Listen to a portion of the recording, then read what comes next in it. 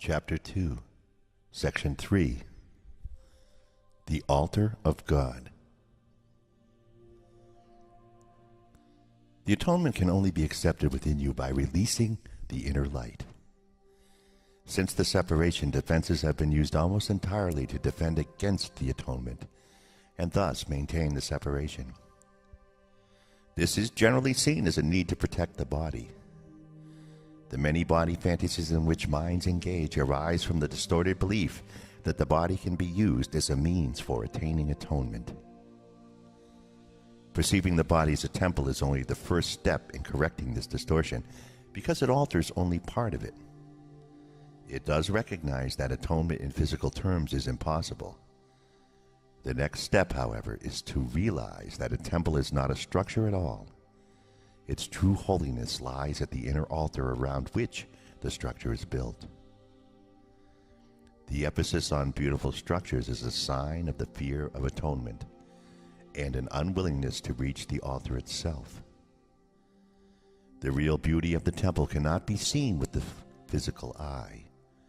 Spiritual sight, on the other hand, cannot see the structure at all because it is perfect vision. It can, however, see the altar with perfect clarity.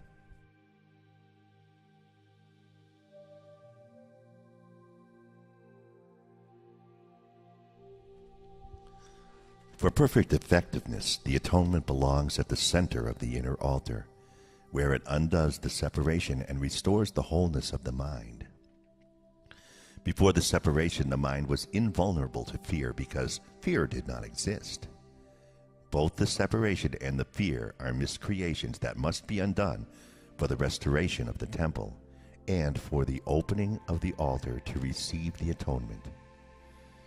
This heals the separation by placing within you the one effective defense against all separation thoughts and making you perfectly invulnerable. The acceptance of the atonement by everyone is only a matter of time. This may appear to contradict free will because of the inevitability of the final decision, but this is not so. You can temporize, and you are capable of enormous procrastination, but you cannot depart entirely from your Creator, who sets the limits on your ability to miscreate. An imprisoned will engenders a situation which, in the extreme, becomes altogether intolerable. Tolerance for pain may be high, but it is not without limit. Eventually, everyone begins to recognize, however dimly, that there must be a better way.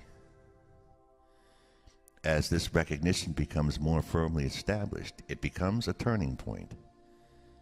This ultimately reawakens spiritual vision, simultaneously weakening the investment in physical sight. The alternating investment in the two levels of perception is usually experienced as conflict, which can become very acute, but the outcome is as certain as God. Spiritual vision literally cannot see error and merely looks for atonement. All solutions the physical eye seeks dissolve. Spiritual vision looks within and recognizes immediately that the altar has been defiled and needs to be repaired and protected. Perfectly aware of the right defense, it passes over all others, looking past error to truth. Because of the strength of its vision, it brings the mind into its service. This reestablishes the power of the mind and makes it increasingly unable to tolerate delay, realizing that it only adds unnecessary pain. As a result, the mind becomes increasingly sensitive to what it would once have regarded as very minor intrusions of discomfort. The children of God are entitled to the perfect comfort that comes from perfect trust. Until they achieve this, they waste themselves and their true creative powers on useless attempts to make themselves more comfortable by inappropriate means. But the real means are already provided and do not involve any effort at all on their part. The atonement is the only gift that is worthy of being offered at the altar of God because of the value of the altar itself. It was created perfect and is entirely worthy of receiving perfection. God and his creations are completely dependent on each other. He depends on them because he created them perfect. He gave them his peace so they could not be shaken and could not be deceived.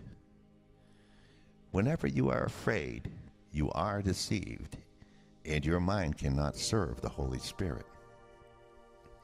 This starves you by denying you your daily bread. God is lonely without his sons, and they are lonely without him. They must learn to look upon the world as a means of healing the separation. The atonement is the guarantee that they will ultimately succeed.